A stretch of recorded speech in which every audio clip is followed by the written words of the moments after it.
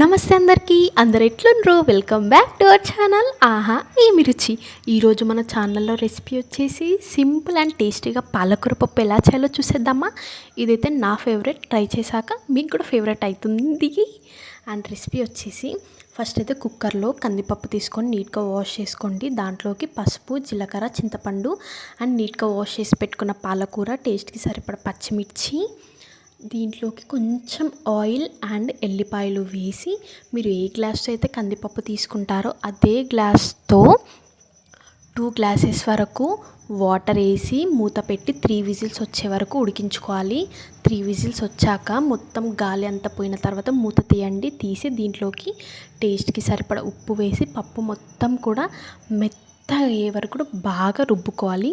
ఇప్పుడు పోపు పెట్టుకోవడానికి పోపు గిన్నెలో కొంచెం ఆయిల్ వేసి దాంట్లోకి జీలకర్ర, ఆవాలు, కరివేపాకు అండ్ ఒక 2 ఎండుమిర్చి వేసి బాగా వేయించుకోవాలి. ఇప్పుడు ఇది మనం ముందుగా రుబ్బి పెట్టుకున్న పప్పులో వేసి ఒకసారి మొత్తం కూడా బాగా కలిపితే అంతే, సింపుల్ అండ్ టేస్టీ పాలకూర పప్పు రెడీ. డెఫినెట్గా ట్రై చేయండి. ట్రై చేస్తే టేస్ట్ ఎలా ఉందో కామెంట్ చేయండి. అండ్ మన వీడియోస్ లైక్ చేయడం, షేర్ చేయడం, సబ్స్క్రైబ్ చేయడం మర్చిపోకండి. Thank you so much for watching.